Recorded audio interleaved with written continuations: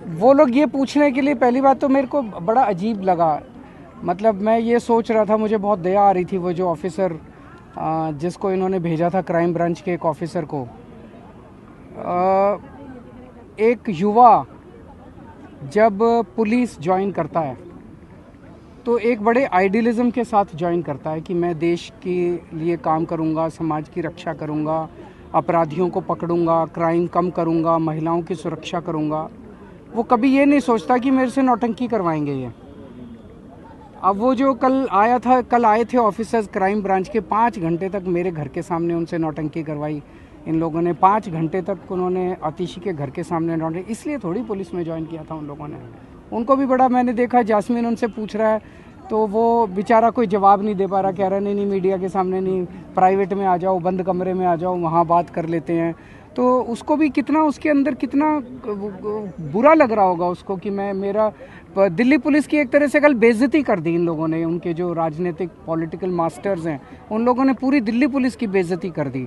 वो ये पूछ रहे हैं कि किन लोगों ने आम आदमी पार्टी के एमएलएज को खरीदने के लिए किन लोगों ने अप्रोच किया। ये किसी से छुपा है? सारी दुनिया जानती है। इस देश में एक ही पार्टी है जो सबको खरीद रही है।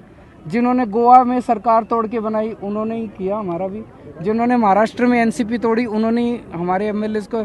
जिन्होंने महाराष्ट्र में शिवसेना तोड़ी, कर्नाटक में सरकार गिराई, राजस्थान में सरकार गिराने की कोशिश की, ये जो पूरे देश के अंदर जिन्होंने उन क्राइम ब्रांच के अफसरों को भेजा वही हैं इसके पीछे।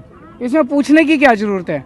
और वो जो लेटर लेके आया था, कोई एफआईआर का जिक्र नहीं, कुछ नहीं। तो इस तरह की नौटंकी से देश की तरक्की नहीं है। अच्छे काम करने चाहिए, दुनिया देश के लिए काम करने चाहिए, समाज के लिए, जैसे हम कर रहे हैं। आज तीर्थ यात्रा पे लोगों को भेज के आए हैं। ये इससे तो फ़ायदा है देश का, इससे तो देश सुख शांति होगी, लोग की तरक्की होगी। लेकिन इसकी ये नौटंकी करने से लिखित जवाब मांगा है उन्होंने कि आज तक लिखित जवाब दीजिए। वो दे रहेंगे। वो लोग ये पूछने के लिए पहली बात तो मेरे को बड़ा अजीब लगा। मतलब मैं ये सोच रहा था, मुझे बहुत दया आ रही थी वो जो ऑफिसर जिसको इन्होंने भेजा था, क्राइम ब्रांच के एक ऑफिसर को।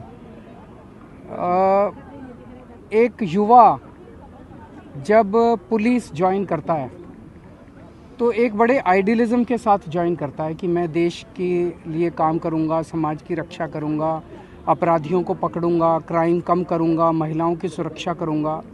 वो कभी ये नहीं सोचता कि मेरे से नौटंकी करवाएंगे ये। अब वो जो कल आए थे ऑफिसर्स क्राइम ब्रांच के, 5 घंटे तक मेरे घर के सामने उनसे नौटंकी करवाई इन लोगों ने। 5 घंटे तक उन्होंने आतिशी के घर के सामने नौटंकी, इसलिए थोड़ी पुलिस में ज्वाइन किया था उन लोगों ने। उनको भी बड़ा, मैंने देखा जास्मीन उनसे पूछ रहा है तो वो बेचारा कोई जवाब नहीं दे पा रहा, कह रहा नहीं मीडिया के सामने नहीं, प्राइवेट में आ जाओ, बंद कमरे में आ जाओ, वहाँ बात कर लेते हैं। तो उसको भी कितना, उसके अंदर कितना बुरा लग रहा होगा उसको कि मेरा दिल्ली पुलिस की एक तरह से कल बेइज्जती कर दी इन लोगों ने। उनके जो राजनीतिक पॉलिटिकल मास्टर्स हैं उन लोगों ने पूरी दिल्ली पुलिस की बेइज्जती कर दी। वो ये पूछ रहे हैं कि किन लोगों ने आम आदमी पार्टी के एमएलएज को खरीदने के लिए किन लोगों ने अप्रोच किया। ये किसी से छुपा है? सारी दुनिया जानती है। इस देश में एक ही पार्टी है जो सबको खरीद रही है। जिन्होंने गोवा में सरकार तोड़ के बनाई उन्होंने ही किया, हमारा भी। जिन्होंने महाराष्ट्र में एनसीपी तोड़ी उन्होंने ही हमारे एमएलएस को।